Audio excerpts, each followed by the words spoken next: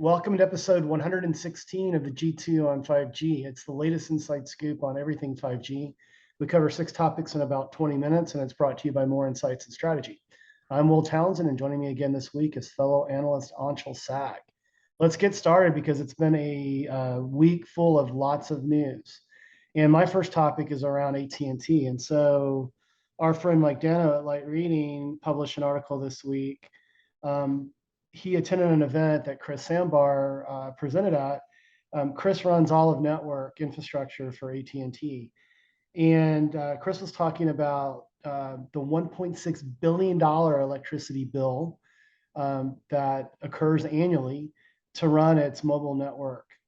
And he discussed, some ways to minimize that OpEx expense. And I don't think a lot of people understand. I mean, operators spend billions and billions and billions of dollars in CapEx to build out these next generation networks, 5G networks. But the electricity to run them is quite extensive. So, I mean, he talked about the fact that what AT&T is doing now is that during non-peak times in the evenings, very early in the morning, they're actually powering down a lot of their infrastructure to conserve energy and save cost. And it wasn't clear to me like if this is a manual process, but certainly I think there's an opportunity here, if it is a manual process, to automate that. And you're already seeing this occur within enterprise infrastructure platforms such as Aruba's Green AP, that based on movement within an access point, it actually powers the access point down to save energy as well. But I just thought it was an interesting article. And what do you think? I did see this. I didn't really delve too deeply into it. I do think, I've heard of this methodology being used before. Mm-hmm. What during, off-peak hours. My understanding is that, all operators are looking for ways to improve OpEx, and power consumption is basically, number one, Mm-hmm. as far as OpEx goes. Yeah. So I just think that they are all looking to be more green because one, it's better for the environment and it's better for the bottom line. Right. And I just think that there's going to be more and more techniques and technologies that are implemented to reduce power consumption on cellular networks for a multitude of reasons. And I think one of them will also be like having equipment that doesn't consume as much power Yeah. also causes it to generate less heat, which is better in hotter environments, which is also a thing that's happening to a lot of us. You and I were just talking before the podcast about how we're both kind of cooking all in September, and heat environment affects cellular equipment, and I'm sure there's some equipment that was manufactured a couple decades ago that probably wouldn't work in today's environment with prolonged heat waves. Yeah, no, I totally agree. And you look at companies like Qualcomm that are pushing up from end device into infrastructure, into small cells and that sort of thing. And companies like Qualcomm have great capabilities with respect to their designs and power management and that sort of thing. The other thing I'll add too is, in addition to, being focused on this sort of thing to reduce, OpEx flatly, many companies are also very focused on sustainability goals and carbon footprint offsets and that sort of thing. And so this sort of helps in that regard as well. So it's something that I think we'll continue to see within the mobile network operator space. But let's get to your first very exciting topic this week. It's Apple season, and they had a slew of announcements, and there's a lot to unpack there. So I'm just going to let you take it away. Yeah, so today the iPhone 14 pre-orders started, and that was as a consequence of the launch that happened a couple days ago. Basically, Apple's launching, 4 iPhone 14 models. There is no iPhone 14 mini. There's just a regular iPhone 14, 14 Plus, then there's the 14 Pro and the 14 Pro Max. They start at $800.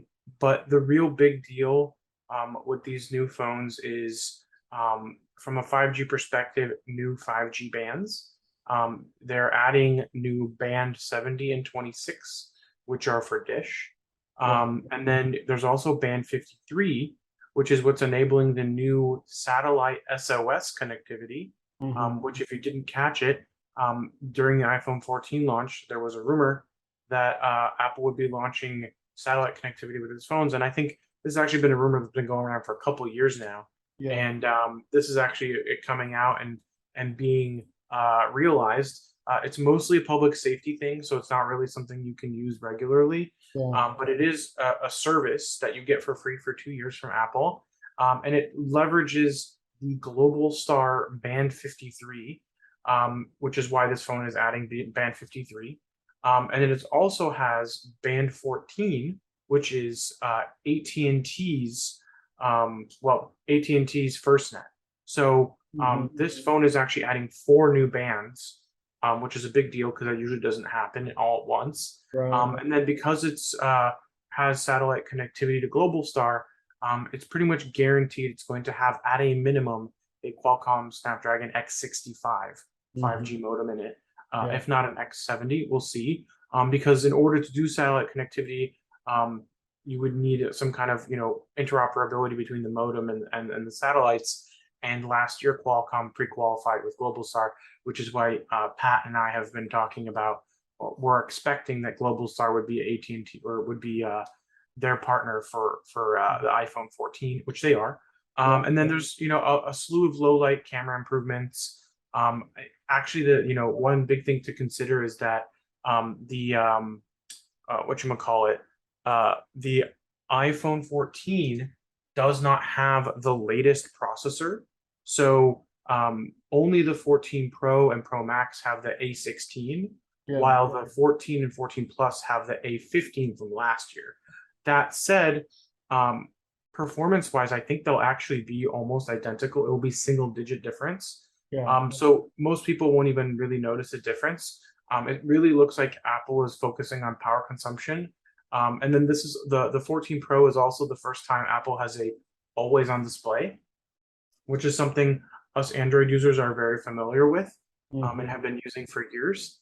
So it's nice to see Apple getting that, at least in the top tier.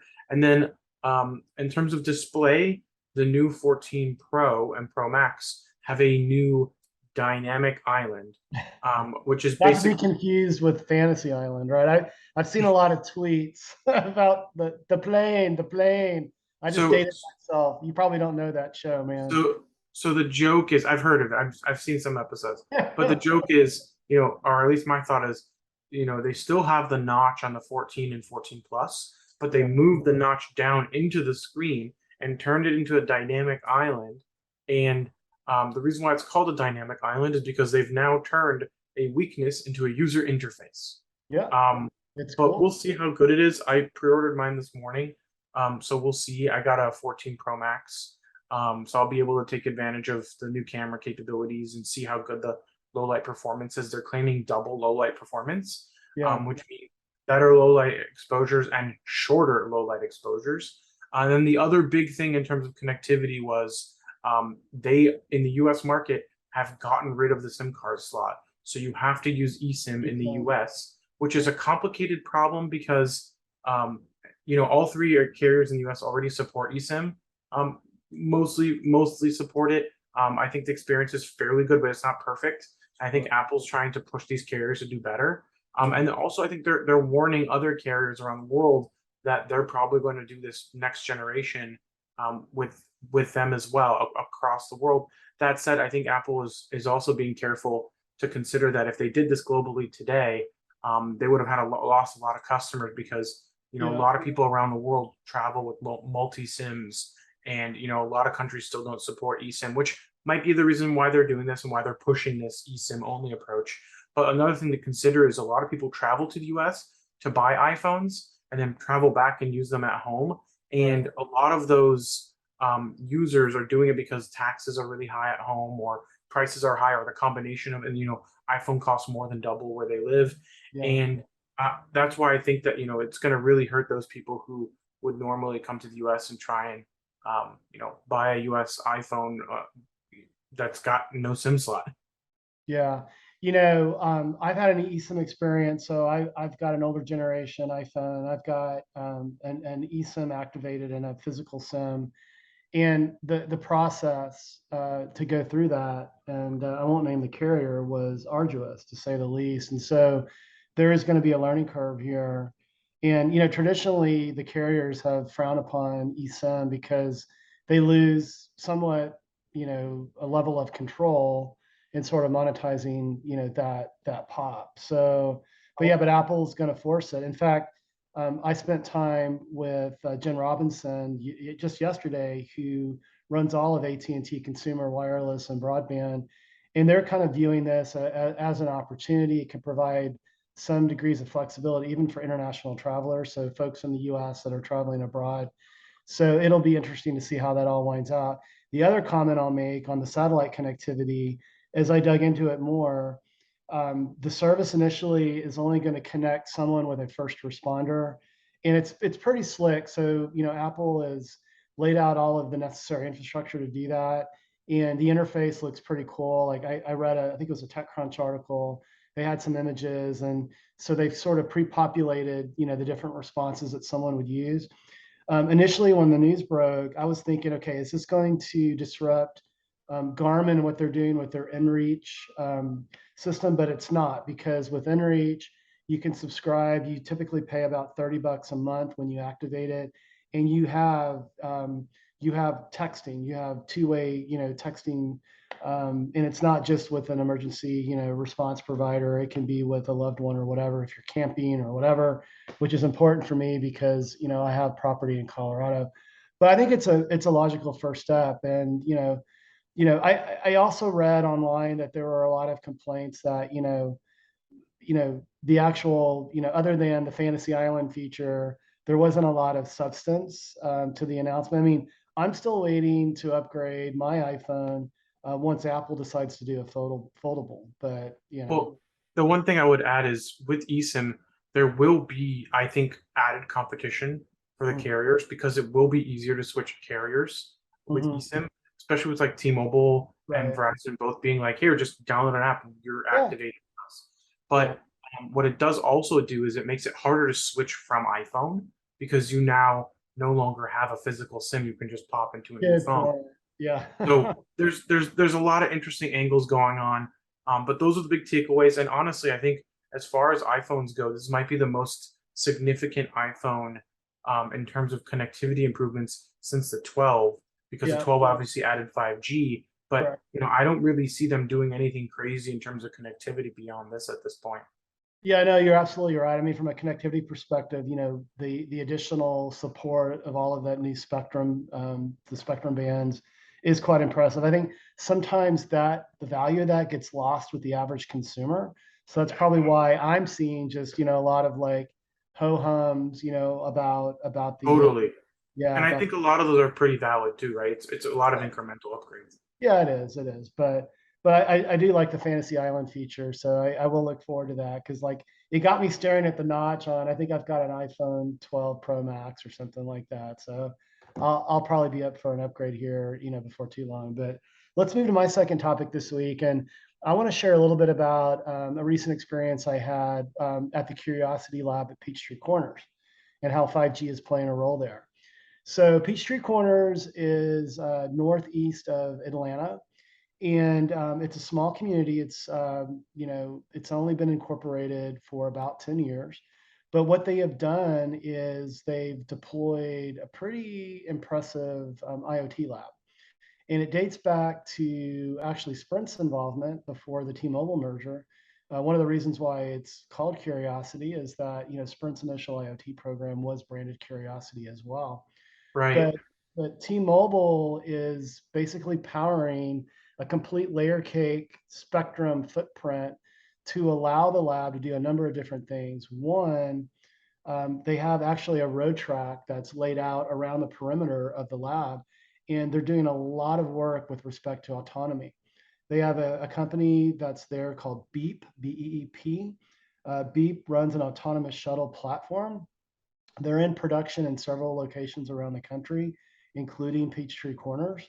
And Lake Nona, Florida, is their biggest production deployment. They have others planned down the road, but I got to ride in the shuttle, and it's quite impressive. There is a person on the shuttle that holds almost like a game controller in case they need to take over for safety reasons, but it's completely autonomous. And along this road track, there's all that necessary infrastructure that's required to make it safe. And Tesla gets knocks, on its semi-autonomy and where it's at. I know you own a Model 3, but the road telemetry, the computer vision, all of this is necessary to make it very, very safe. So I spent a full day there, spent time with Beep, spent time with Bosch, and Bosch is a company that a lot of people are familiar with respect to the quiet dishwashers. I've owned a few of those over the years, but they're an innovator in the IoT space, and they have a full platform that supports connected devices. And their smart camera solutions are quite impressive, and they help with a lot of traffic management. And so at the end, I could go on and on and on, but what I'll do to sort of end my share here is that I did write an article. It's published in Forbes.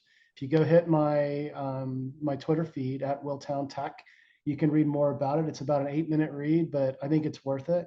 And honestly, it's a model that I think other very tech savvy towns like San Diego, like Austin, Texas, should adopt. They're not they're not focused on collecting money up front. They're in it for the long haul is what I call it. And so they're providing this great platform to bring mature stage startups and more established companies into to really investigate and birth smart city use cases. And by all judgment, Peachtree Corners is leading the charge, with respect to being, the US's, first smart city. But anything to add to that before we move to your first or your second topic?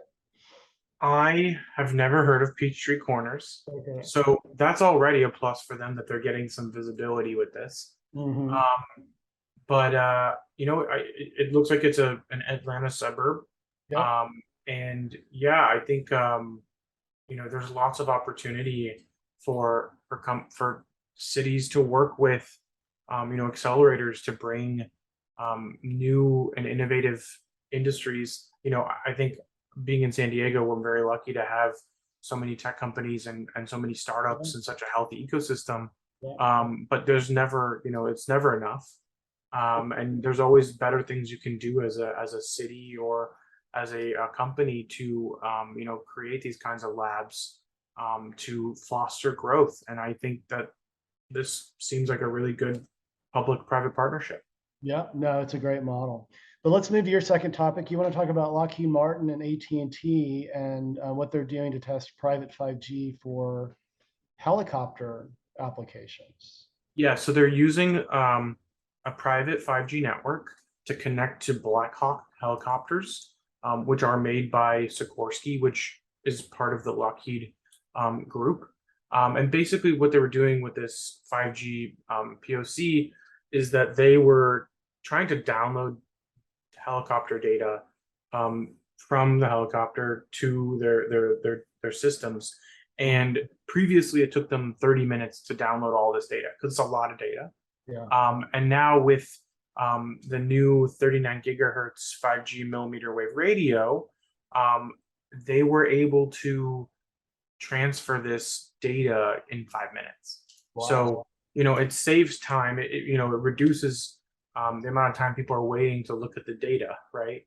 Mhm. Just transferring the data alone is kind of crazy. Yeah. But they're also doing things in Colorado testing 5G with what the defense giant calls 5G.mil, which we've talked about in the past. And that separate test, they were also using transmitted data from the Sikorsky private 5G network through VPN to the network in Colorado. So they're able to transmit this data from, I think this was in Connecticut, Yeah. all the way over to Colorado securely, which is interesting because they were also using a Cradlepoint 5G gateway connected to a laptop to transfer this data. So, there's a lot of different components to this, chain, but ultimately, This, AT&T is enabling potentially, the U.S. military, or even Lockheed Martin, because the reality is Lockheed Martin's not using these helicopters, right? They're No, selling these helicopters, and then the military is responsible for operating and repairing them. So yeah. ultimately, what this ends up being is a ability to service and operate these helicopters in a more efficient and cost-effective manner. Mhm. Yeah, and I see an application here for commercial aviation as well. So early on, one of WiMAX's targeted use cases for OFDM was to allow an airplane once it lands to download its logbook, right? Because they have to do all that for maintenance and that sort of thing for commercial aviation, and it was quite time consuming. Obviously, WiMAX was little behind the times, and it's since evaporated. But I see the application of a private network within an airport to do that for commercial aviation, speed that. I mean, a lot of the logbook stuff has been manual, and so to digitize that and be able to download it very quickly, that should improve the reliability of aircraft. And you and I are road warriors, just like Patrick, our chief analyst and founder, and that could reduce potentially equipment issues and that sort of thing. It'd be nice if we could eliminate the weather delays. Flying back recently, I got hit with an equipment issue, a weather delay, and then an air traffic control spacing issue. So I got the triple whammy there. But yeah, it's promising what they're doing there, and certainly Lockheed Martin is a defense contractor, but I'm sure Boeing and Airbus are all over this as well. But let's move to my third and final topic. And I want to talk about Orange and how they're forging some new partnerships to leverage Open RAN within a 5G standalone trial. But the question is, will it see production? So I read about this. This was on Mobile World Live, and it broke this week. So Orange is striking agreements with NEC and Mavenir to do just this. And it's a 2-year pilot. Yeah, they actually announced it initially at World Congress 2021, so they're well into a year here.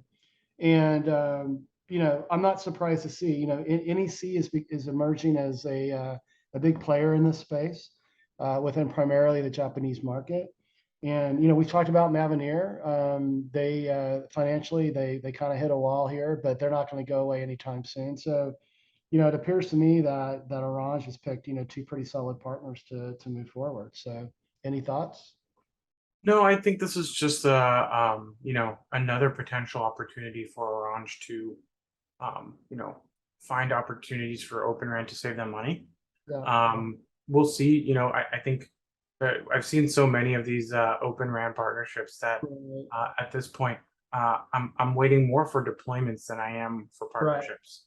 Yeah. Yeah. And that, I read that it's again, it's another proof of concept. And, one thing that, we all have to kind of bear in mind is that at least for, the established, mobile network operators with their brownfield deployments, they made the decision on RAN 3 to 4 years ago. I mean, it isn't just like they started this 5G journey. It's been a long process, and so I think where you're going to see Open RAN really shine is within these greenfield deployments, like within Dish and Rakuten and Reliance, and so the more established operators like Orange, these are going to be kind of kick the tires POCs. Maybe in a 5G advanced, kind of deployment, several years down the road, it might kind of factor into things. But yeah, it'll be interesting to see how all this gets into production, at least with 5G. But with that, let's move to your third and final topic. You want to talk about NTT DoCoMo and a demonstration with Qualcomm. And I Yeah. think you want to So talk about Samsung and Sony as well, right? Yeah, so this was a NTT DoCoMo demonstration of millimeter wave operating with mid-band in 5G standalone. Mm-hmm. And they were able to do true carrier aggregation over 5G standalone. And they were able to achieve this with 4 different devices. Actually, yeah, 4 different devices: Samsung, S22, S22 Ultra, then a Sharp Aquos, and a Sony Xperia 1 4. So three different manufacturers all running Qualcomm chipsets, and they were actually able to achieve up to 4.9 gigabits per second download speeds Hmm. and 1.1 gigabits upload speeds, which are pretty Holy crazy when moly. you consider That's this great. That's this crazy, is man. really fast. Yeah. And I believe it's a commercial network. Okay. And they used NEC as their infrastructure provider to build their standalone network. Yeah. So they've been doing a lot of testing, and yeah, I think it's pretty crazy that they're getting almost 5 gigs down and 1 gig up. And this is kind of the future of 5G if we really build out the networks to what's possible Yeah. with enough spectrum and enough backhaul. Yeah. But I wouldn't expect most users to achieve these kinds of speeds anytime soon. But I truly believe that standalone has the capability to deliver, and we're seeing it already. Yeah. Obviously, this is a very cherry picked top of the opportunity in terms of what the technology can enable, but Right. this is the pinnacle. Yeah, and it demonstrates the power of standalone. And, and I've probably mentioned this, half a dozen times on previous podcasts, but, the true potential of 5G is when we get to standalone, marrying that core and the RAN together. And I mean, that's going to provide the absolute, best speeds, lowest latency, best performance. And to your point, this may be a cherry picked example, but it really demonstrates, the true promise of 5G once we get to standalone. So, but hey, buddy, it was another great podcast this week. Why don't you take us home? Absolutely. We hope our viewers and listeners found this week's topics interesting. If anyone out there would like to provide insights on a specific 5G topic for a future podcast, please reach out to us on social media. Will's at WillTownTech, and I'm at Anshel. We hope you have a great weekend, and please tune in again next week.